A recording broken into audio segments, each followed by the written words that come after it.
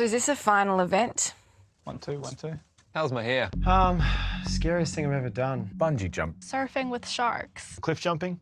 Probably jump out of an aeroplane. Flying in an FA-18 Hornet with the Blue Angels. Yeah, I'd have to say sailing through the Southern Ocean. Being on board a boat while Pete Belly is steering in the Southern Ocean. Scariest thing I've ever done? Probably racing in JBay. Here we go.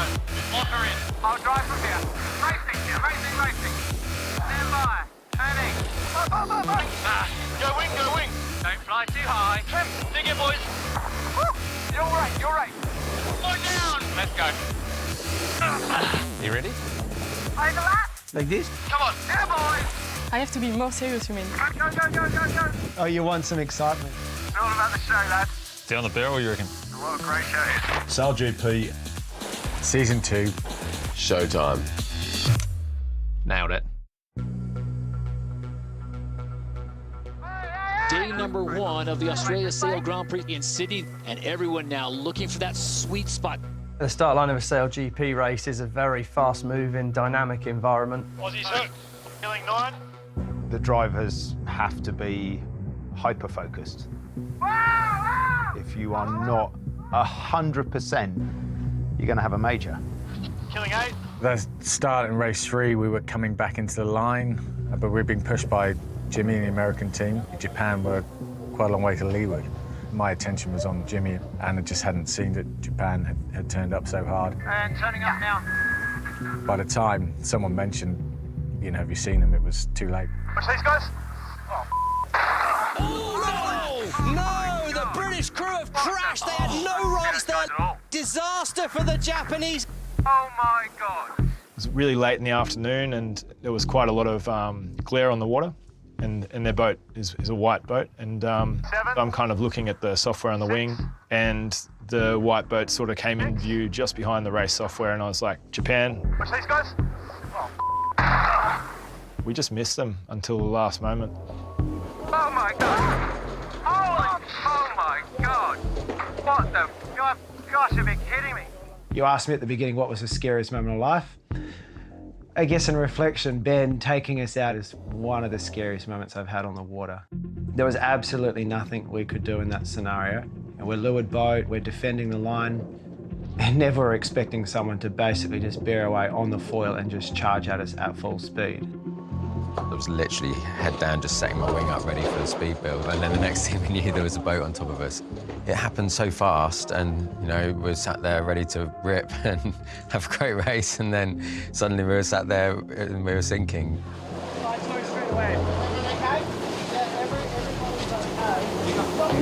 The Japanese boat was severely damaged to the point probably weren't going to be able to race the next day, and in that instance, we almost certainly weren't going to be able to race, and almost certainly the season was over for us.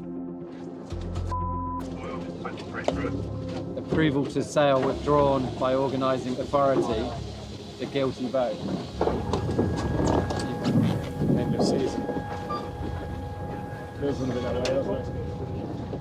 It's definitely up there with low points, in my career at least. I'm not particularly good, I have to admit, in those moments. I'm not an oh well, never mind, next time kind of guy. So, yeah, it hurts. Hey, mate. Hey, mate. I don't know what to say. I'm so sorry. You didn't see us, did you? No, no. Just didn't see it. That's all right. Yeah, right. Well, no one got hurt. Yeah, That's what makes it everything right. Yeah, everyone's okay. Yeah, no, I appreciate it. Shocker. So I sent an email saying whatever of our kit you need, just take it. So. appreciate it. Yeah. Thanks. Yeah. All you can do after that, you just admit you were wrong, and I think Ben did the really classy thing by offering the boat for them to sail the next day. I think he felt terrible about the situation. Here we go. Token effort. Here we go. I know he wants to win and will do what he can to win, but, you know, when we're on land, we're all just nice guys who, you know, have a lot of respect for each other. Tell us what you need.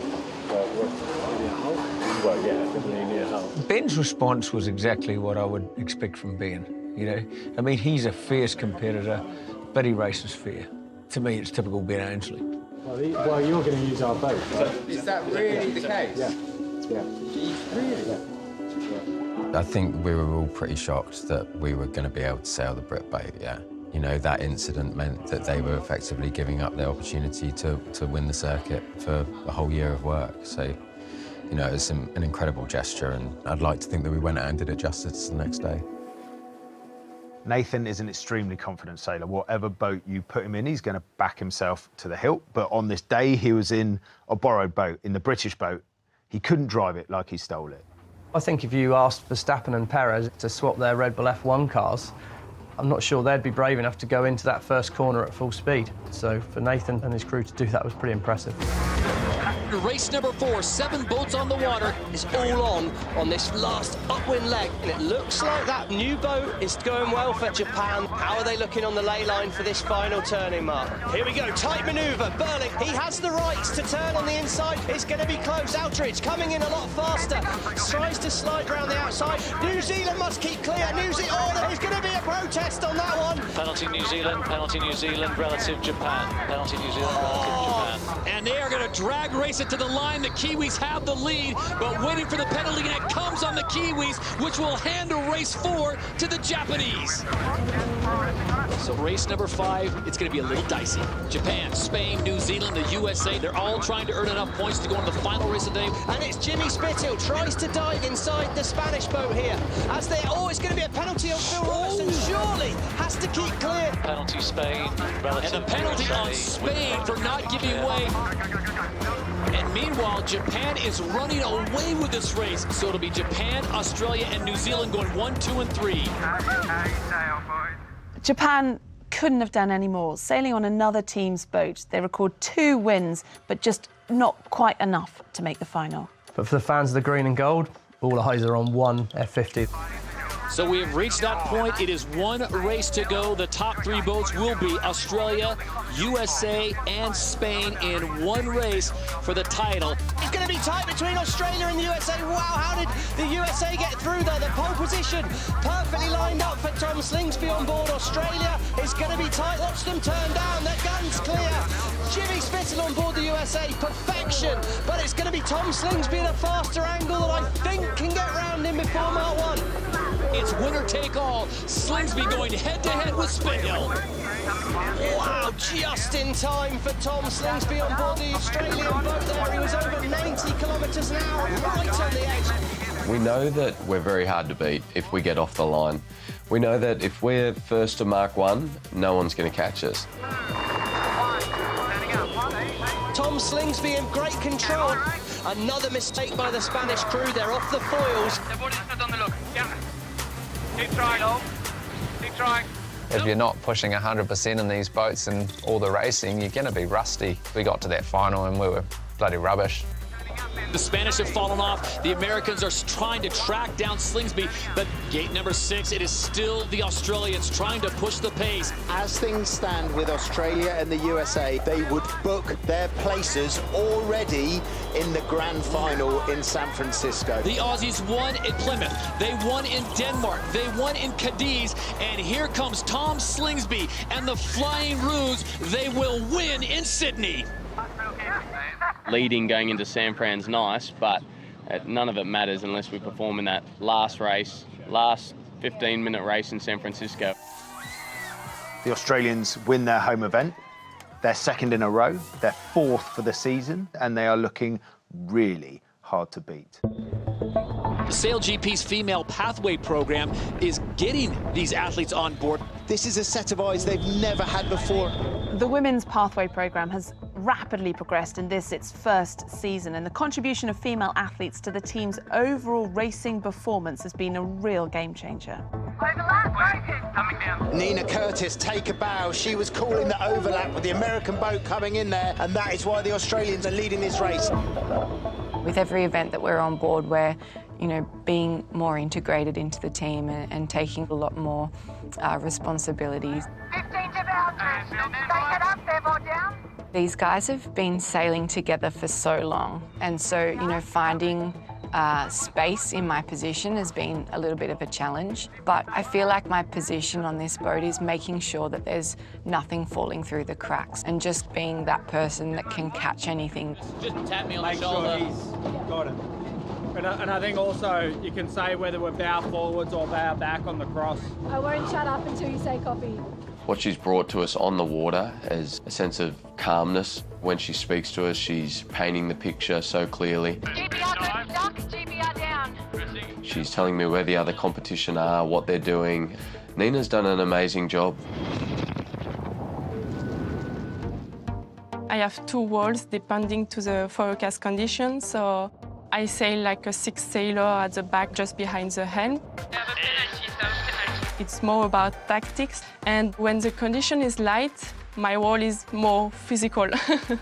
And yeah, I have to grind like maybe all the time and really focus on it.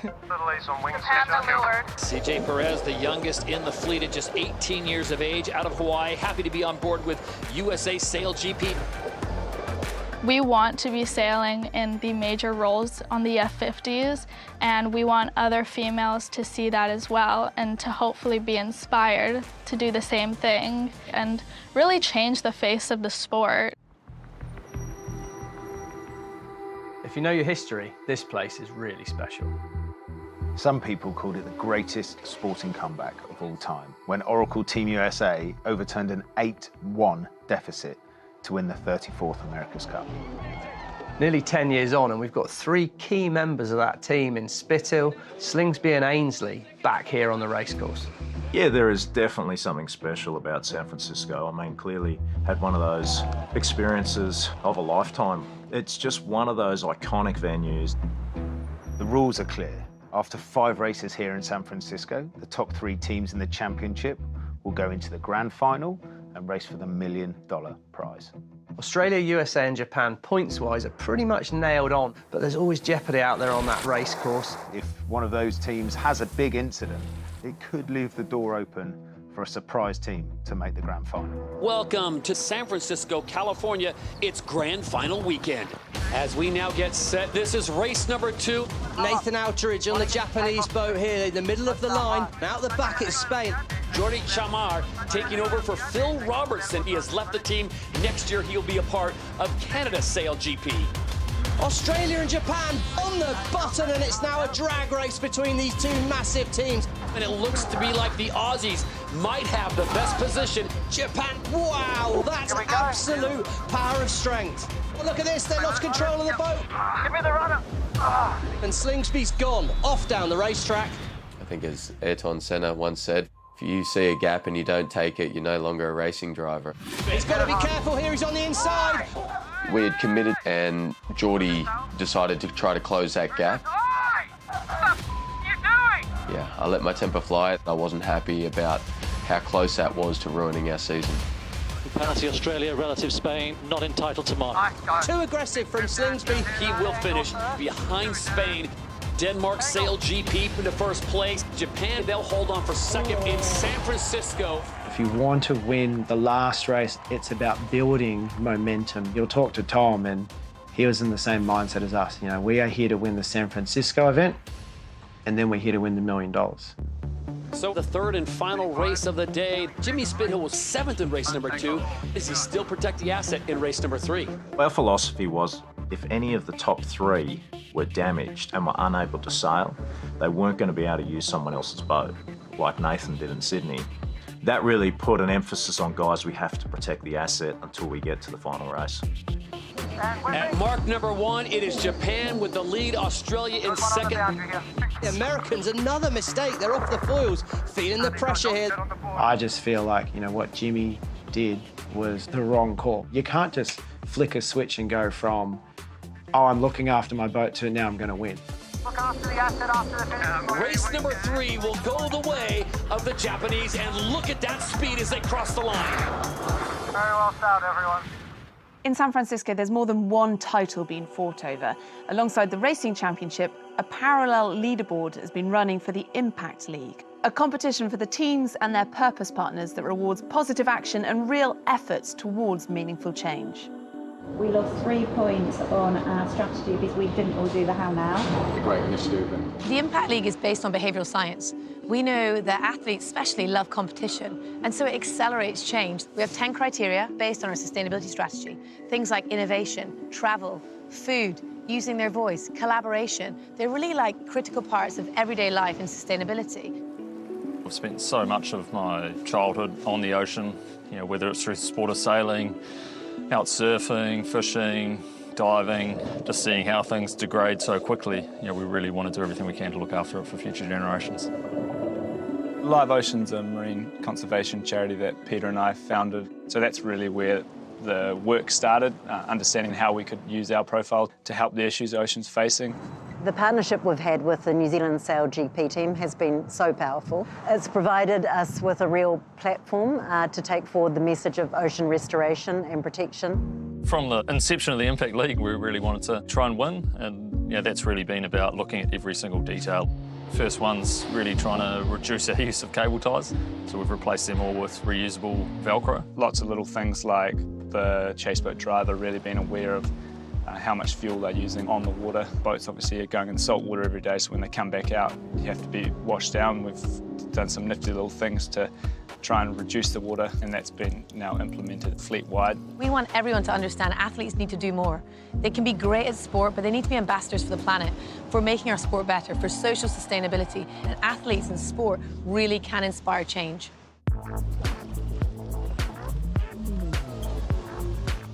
Sail GP's Inspire racing programme has been shadowing the F50 action at all the events. It's a real chance to see the best young foiling talent. It's great to make them part of the event and to let them experience that for themselves. And that way they really get to see these top professional teams in action. It creates, I think, the stimulus for them to then say, OK, that's really what I want to do. It's been really special this week, meeting Jimmy Spittle and Team USA, and also seeing CJ. Where she is now, it just makes it seem a lot closer, and really, really special to be here with everyone. There's no doubt in my mind that we will see an athlete out of the Inspire program racing these boats. For the first time, we've actually got a legitimate pathway for these younger guys and girls to come through and aspire to being on these Sail GP rosters. I love speed, love foiling. I think that would just be the absolute ultimate. The final day in San Francisco. After a season that stretched over almost 12 months and taken us right across the globe, it all ends here. Day number 2 of the final event, and all boats flying in the shadows of the Golden Gate Bridge. This is the first time we've seen the Americans and Jimmy Spittle leading the fleet, and what a time to do it. The speed, the level, the amount of boats, it's auto racing. I mean, this is F1. Oh, and Spain diving inside. Oh, there's a collision on board the American boat and the Spanish boat. Oh, my Lord. We thought we were overlapped, and then they closed the gap, and I responded, and we just flew up and landed on top of the American boat. It was quite a tough moment. It was like, I made a big mess. What insane. That was scary. It was about that far from your shoulder, Jimmy. I thought, wow, there's a real chance we're out of this final. So it will be the Kiwis that get the win in race 4, despite all the drama with the Americans and the Spanish. We couldn't write the script. Jimmy Spittle's USA team seemed to have had bad luck by the bucket load all season, and now here we are, final day of racing, and their place in the grand final is really in danger. Just sit this one out. Get the boat ready for the final. I'm going to take the one bolt out. It was clear we were missing a large part of the boat. We need to be in the position to go out and race this final race and have a shot at winning. All done. Let's go.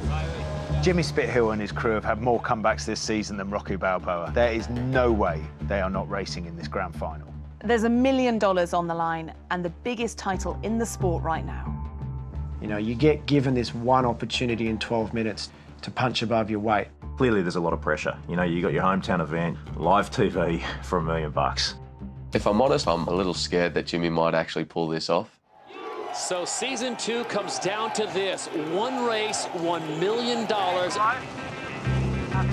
Here we go. Great positioning by Spittle. Tom Slingsby will be where he wants to be. That's the umpire's boundary penalty, Japan. Oh, they're going to have to follow the other two in. Unforced error. That's unbelievable by the Japanese crew. It's tight at the top of the line. They're going to try and block it up at the top of the line. Penalty Australia as well. Japan behind USA, delayed starter Australia. I remember thinking to myself, I can't believe you stuffed this start up. It's the $1 million race. You had Nathan, you had Jimmy. What have you done? Spittle's got the break here. The leader at Mark 1 will be the USA. Americans need to stay tight at the next gate. Big ease on the roundup. Outridge is working wider. Tom Slingsby, he slings the boat around the mark. Look at the speed difference here. It is Australia, the defending champions, who have moved into first. And I've just got breaking news. The race has been abandoned because there's a whale on course. In line with SailGP protocol, we have stopped racing to allow the whale to pass through safely. It's another chance to roll the dice. And if you're Tom, Nathan or Jimmy, you've got to ask yourself one question. Do I feel lucky? The restart of the grand final here in San Francisco, California, the last race of season 2 of SailGP. The Australians have the speed. There's the start there. Spittle's done a fantastic job again, but it's Australia and Tom Slingsby. They're boosting away towards Mark 1. Both boats behind off the foils. These are the defending champions, Australia. They get an early break here in the grand final. They make the turn. They are on to leg number 3. And right now, the Australians are coming up to a 500-metre lead. That's a right turn, Lady Jai, but they're off the foils. Down. This could be opportunity knocks for the boats behind. Foiling in come the American crew. The race is all on. Oh, but they're not laying. They're not laying. And here comes Japan. Up to second of the Japanese crew. And the Americans are stuck at the Windward Gate in no wind. That could well be the crucial moment. For Australia, SailGP, the repeat is now complete, and it is Australia that claims the title in 2022.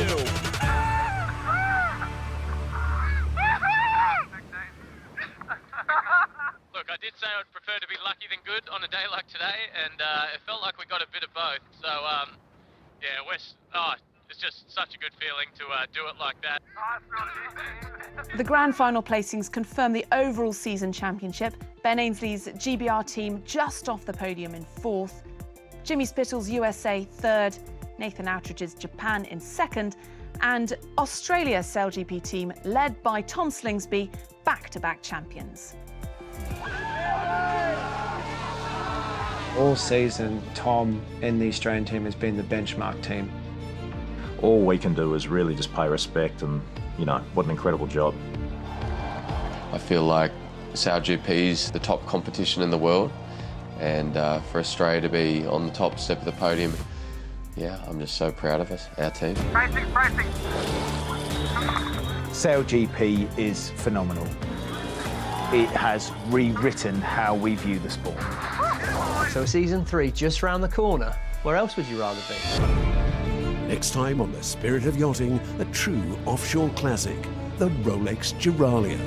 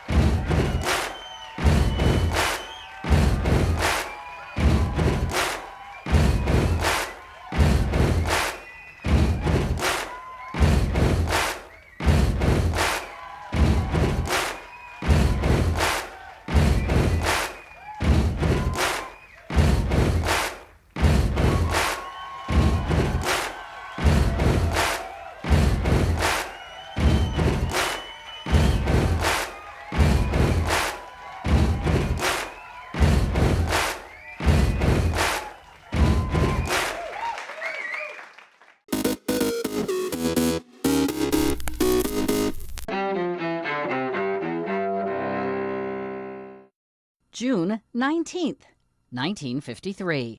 Julius and Ethel Rosenberg are executed in the electric chair at Sing Sing Prison in Ossining, New York. They were convicted of conspiring to pass U.S. atomic secrets to the Soviet Union, a case that gripped America early in the Cold War. 1910. Father's Day is celebrated for the first time in the United States in Spokane, Washington. 1865. In Galveston, Texas, the event behind the celebration known as Juneteenth. Union troops arrive with news that America's Civil War is over and that all slaves in the defeated South are free. 1947. One of the things that artists, writers try to do is to push against frontiers. Salman Rushdie, author of the novel The Satanic Verses, is born in Mumbai, India. Rushdie spent a decade in hiding after Iran's Ayatollah Khomeini ordered Muslims to kill him because his book allegedly insulted Islam. 1986. Len Bias, the University of Maryland basketball star, suffers a fatal cocaine-induced seizure. It happens just days after the Boston Celtics choose him as their first pick in the NBA's draft. And 1962.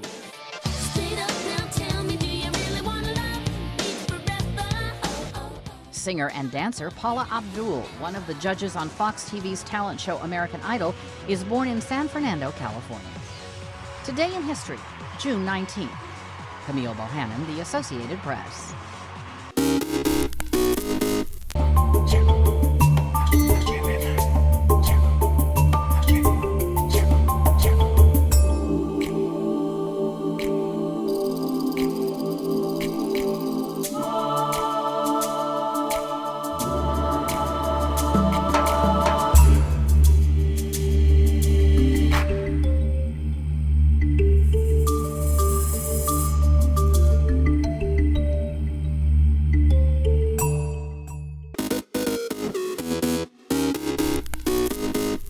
Welcome back in our studio, and in today's news,